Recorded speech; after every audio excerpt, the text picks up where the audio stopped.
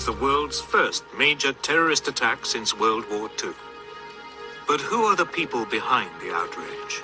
By now, many know about the following heinous attacks by the Zionists, but there is one terrorist attack they tried to memory hole most. First, let's do a quick recap. 1924 assassination of Dutch Jewish poet and correspondent of the Daily Express, Jacob Israel de Haan, in Palestine, because of his outspoken anti-Zionist views that were influencing world Jewry. 1946, bombing the British Administrative Office in the King David Hotel in Jerusalem by Zionists dressed as Arabs. More than 90 people were killed. 1947, the kidnapping and hanging of 2 British sergeants and later booby-trapping their bodies by Zionists in Palestine. 1954, Zionist terrorists tried to bomb British, Egyptian, and American-owned libraries and theaters in Egypt to make it look like Egypt was behind it. They failed. 1948, the Zionists massacred and destroyed the Palestinian village of Deir Yassin. More than 110 people died.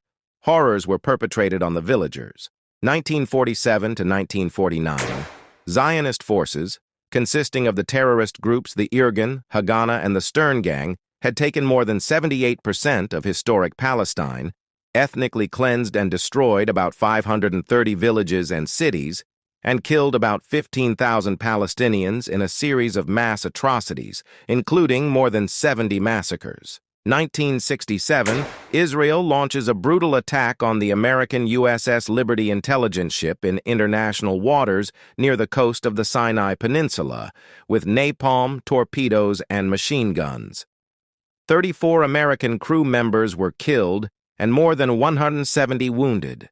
U.S. rescue planes were called back twice by the White House, and no retaliatory actions against Israel ever occurred. 1982, Sabra and Shatila Palestinian refugee camp massacre in Lebanon, perpetrated by a Lebanese militia under the political and military control of Israel. Between 2,000 and 3,500 men, women and children were murdered during 3 days of horrors with backing of invading Israeli forces.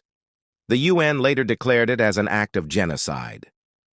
The personally responsible defense minister Ariel Sharon was forced to resign, but later on still became the prime minister of Israel. Now, knowing about the former attacks is less of a threat to the Zionist ideology than knowing about the Zionist bombing of the Patria ship in Palestine filled with Jewish illegal immigrants. Here's what happened. To grasp why they did it and what occurred, you first have to be aware of the following. My father went with some boys, I don't know, some Zionist group or something, and he came home with the idea, we are leaving here and going to Palestine. My mother told him, where is Palestine? What is Palestine? Where to go? How are we going to reach the place, and what is there? And her parents said, it is only camels and sand. What are you going to do there? And she did not tell her mother that she is pregnant. In 1939, with war in the offing, the oil pipeline from Iraq through Palestine became one of Britain's major strategic worries, along with the Suez Canal, the empire's lifeline to the Far East. To ensure an uninterrupted supply of oil for its planes, tanks, and ships, Britain had to maintain peace at all costs with the predominantly Arab population, which had long been resentful of Jewish immigration. To this end, London issued a white paper which strictly limited the number of Jews admitted into Palestine. In the view of the British government, the continuation of wholly unregulated transfers of land from Arabs to Jews is bound to exacerbate the present differences between the two communities and thus postpone indefinitely the harmony which alone can bring contentment in Palestine. Later on, an Arab spokesperson in London said the following about Jewish immigration to Palestine. Every Jew that arrives in Palestine is one more brick in the structure of the proposed Zionist state, one more unit towards the Zionist majority against the Arabs, so that it is impossible for the Arabs to regard the matter only in its humanitarian aspect. The political question was finally settled by the White Paper, and any attempt to force more refugees on Palestine now, on whatever grounds it is ostensibly made, would be a breach. The Zionists' main concern was immigration to Palestine. Why? The founder of the Zionist movement, Theodor Herzl, born in Budapest, stated, quote, "Palestine and Argentina. In both countries, important experiments in colonization have been made, though on the mistaken principle of a gradual infiltration of Jews. An infiltration is bound to end in disaster. It continues till the inevitable moment when the native population feels itself threatened and forces the government to stop the further influx of Jews. Immigration is consequently futile unless based on an assured supremacy." He went on to state, "Those Jews who fall in with our idea of a state will attach themselves to the society, which will thereby be authorized to confer and treat with government in the name of our people. The society will thus be acknowledged in its relations with governments as a state-creating power. This acknowledgement will practically create the state. Their priority is an ongoing influx of Jewish immigrants because this means subsequently a majority over the natives, which would bring about the Zionist state." Ben-Gurion, a prominent Zionist figure, said in 1938, after the Night of Broken Glass in Germany, quote, "If I knew it was possible to save all the Jewish children of Germany by their transfer to England, and only half of them by transferring them to Eretz Yisrael, I would choose the latter." End quote. In 1942, he said, quote, "The catastrophe of European Jewry is not, in a direct manner, my business." End quote. Just as sinister is this quote from George Landauer, the director of the Jewish Settlement Agency, in a letter to Stephen Wise, the leader of American Zionism, about European Jewish refugees dated February 13, 1938, quote, "I am writing this letter at the request of Dr. Weizmann because we're extremely concerned lest the problem," unquote, referring to the refugees, quote, "be presented in a way which can prejudice the activity for Eretz Israel," end quote, referring to creation of a Zionist state in Palestine, quote, "Even if the conference does not propose immediately after its opening, other countries. But Eretz Israel as venues for Jewish immigration, it will certainly arouse the public response that could put the importance of Eretz Israel in the shade. We are particularly worried that it would move Jewish organizations to collect large sums of money for aid for Jewish refugees, and these collections could interfere with our own collection efforts." End quote. With this all in mind, let's get back to the Patria ship terrorist attack. They tried to memory hole. The ships Milos, Pacific, and Atlantic departed from the port of Tulcea in Romania, September 1940. On board 3,600 Jewish refugees from Germany, Austria, Czechoslovakia, and Poland. Early November, the Milos and the Pacific reached Haifa port with 1,771 visa-less immigrants on board. The British Coast Guard didn't permit them to land, and they were transferred to a French ocean liner, the Patria, which the British had specifically chartered in order to deport them to the island of Mauritius. We were supposed to be transferred by help of this ship to Mauritius. So they started transshipping us from outside the port, from the immigrant ships, to the ship Patria, which in the meantime was turned into a troop transporter, which transported troops from India to the Middle East. Indian troops. So this ship was stopped at Haifa, requisited, and the British authorities started transferring us from the immigrant ship to the Patria. The Patria ship was confiscated by the British in Haifa in June on behalf of the Allied war efforts after the fall of France. Deportation to Mauritius was an idea that emerged in London in the 1940s as one of the means for combating illegal immigration. After the arrival of the ships, High Commissioner Sir Harold MacMichael declared, quote, "The British government can only regard a revival of illegal Jewish immigration at the present juncture as likely to affect the local situation most adversely, and to prove a serious menace to British interests in the Middle East. They have accordingly decided that the passengers shall not be permitted to land in Palestine but shall be deported to a British colony and shall be detained there for the duration of the war. He went on to say, quote, "It will be a matter for consideration at the end of the war. But it's not proposed that they shall remain in the colony to which they are sent, or that they should go to Palestine. Similar action will be taken in the case any further parties who may succeed in reaching Palestine with a view to illegal entry." End quote. There was a dispute regarding the Patria in a meeting of the Jewish Agency executive. One side argued the need to foil the plan by means of forceful action. The other side argued that the British policy was understandable in the context of the special circumstances of the war and the British desire to appease the Arab countries, especially at a time when Britain needed all the help it could get in its war against Germany. On the same day, the British declared the deportation, November 20th, the quasi-government of the Jewish community in Palestine called for a general strike. Members of the United Kibbutz movement believed that the planned deportation needed a forceful response and action that might well entail the loss of life. In the Jewish Mapai political committee, there were still discussions ongoing on what actions to take. Others, delegated by Mapai members, smuggled a mine onto the Patria the morning of November 21st. A snag in its firing mechanism prevented an explosion, but preparations kept on going. On November 24th, the other illegal immigration ship, the Atlantic, with 1,183 refugees, was escorted into Haifa by the Royal Navy.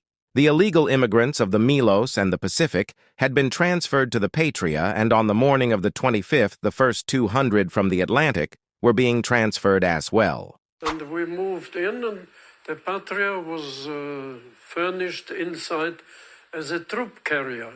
So there were beds, not luxury beds, but sacks filled with straw. That's wonderful if you have nothing else. And the beds were three, one on top of the other, with Ladders. iron bars from the ceiling to the floor, and a lower bed, middle and upper. So I don't know how many she could carry out, but I would believe that 4,000 troops she can take. She was a big ship. My father and I were pointed down, your place is here, and my mother went to where the women were. But we could meet on deck anytime. There were no limited hours when we could, we were not locked or something. And I remember, well, the crew, I think there was an Asian crew on the ship. And the Asian crew, for instance, took some grapes and went around and went to children and gave them grapes. I didn't get many grapes, maybe 3 or 4, but it was the goodwill that mattered. We did not experience anything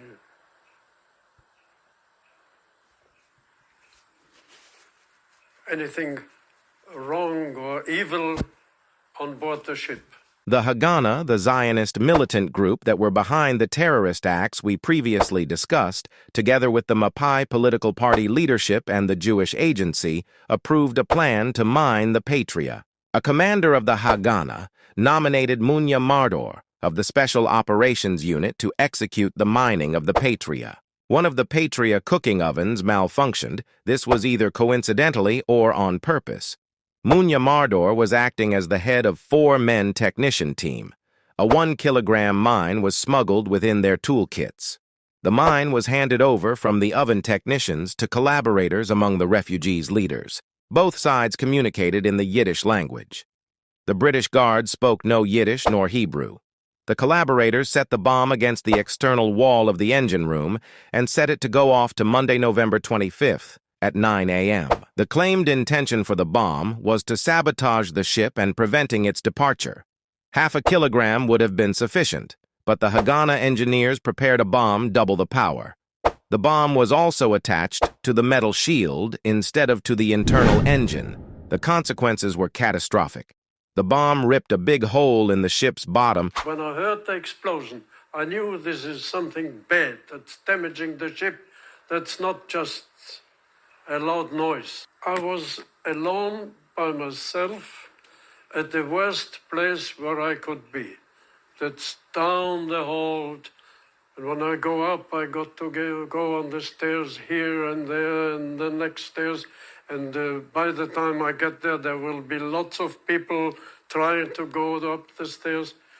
I was worried. I went like a cat upstairs, and on the stairs it was full of people, and they couldn't move because they disturbed one each other. If they had waited for a minute and let it loose, run away. Panic does those things. I went around them. I climbed places.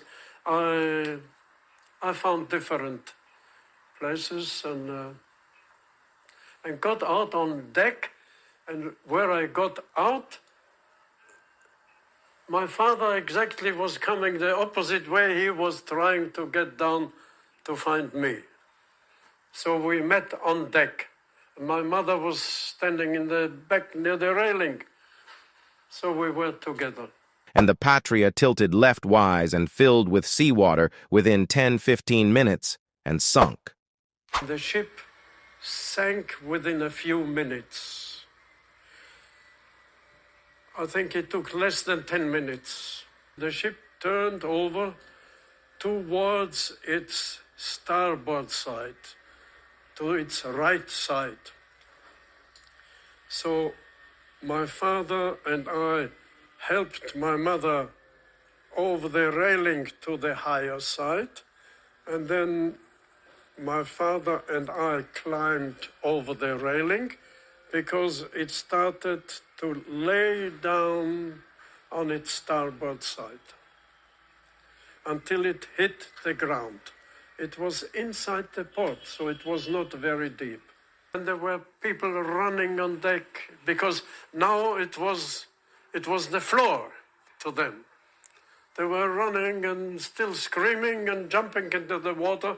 And my father said, "Stay still, don't jump anywhere.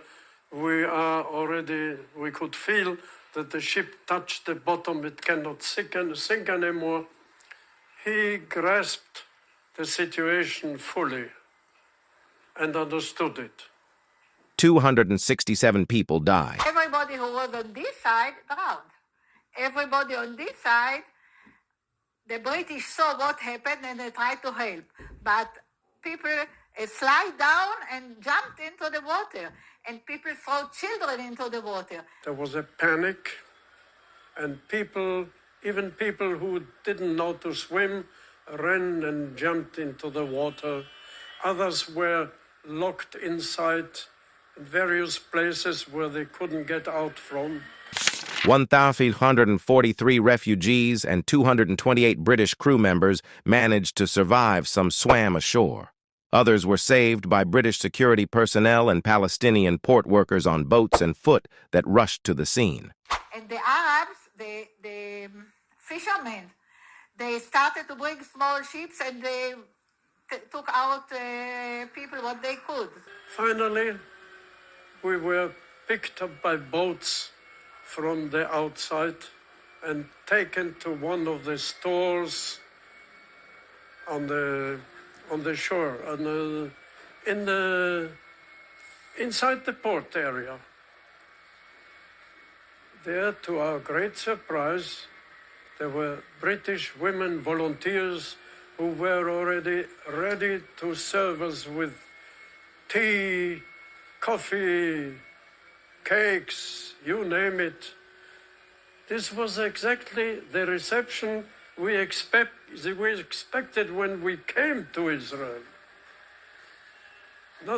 It changed because we were in an emergency situation. And we were well served, and they also very much helped with the saving lives and taking people out of the water and so on. The British High Commissioner McMichael told Charette, the then head of the political department of the Jewish Agency, quote, "The fellow who had done it deserved to be hanged sky high," end quote, since it was clearly no accident. At the time, it was not known yet that Charette had a part in it. He later confessed in a letter in 1957.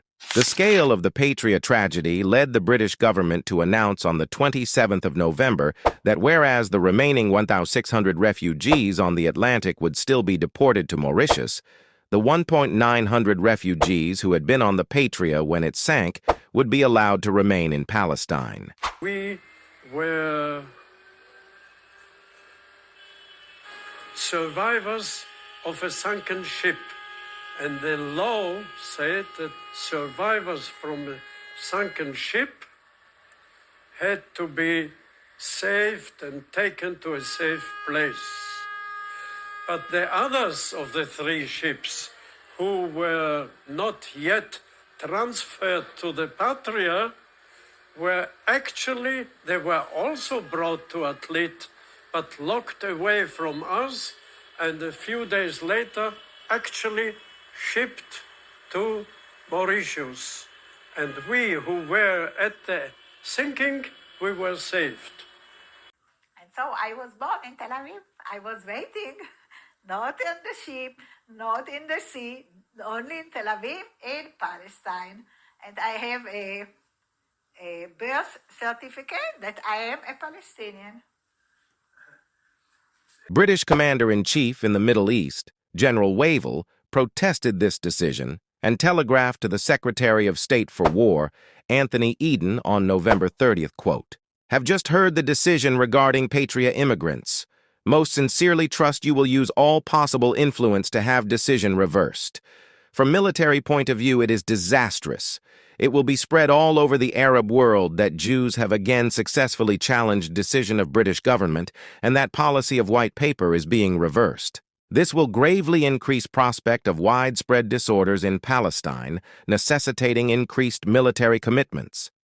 It will again be spread that only violence pays in dealing with the British end," quote. On December 2nd, Churchill responded to the telegraph he denied the revision of the decision, but added, quote, "On the other hand, Cabinet agreed that future consignments of illegal immigrants should be sent to Mauritius provided that tolerable conditions can be arranged for them there," end quote. Would you say that the British policy was motivated less by anti-Semitism and more about fear of what the Arabs would do? Yes, I think their policy was motivated by eagerness to satisfy the Arabs. There was another group that planned to bomb the Patria, the Irgun militant group we also discussed earlier. They planned to fire a torpedo from a nearby boat at the Patria ship. The commander of the Irgun, David Raziel, was in Haifa at the time and was taken by surprise by the explosion.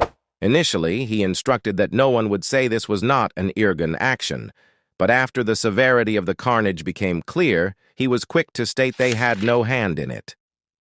The retrieval of the remains was a slow process, which took 11 years in total.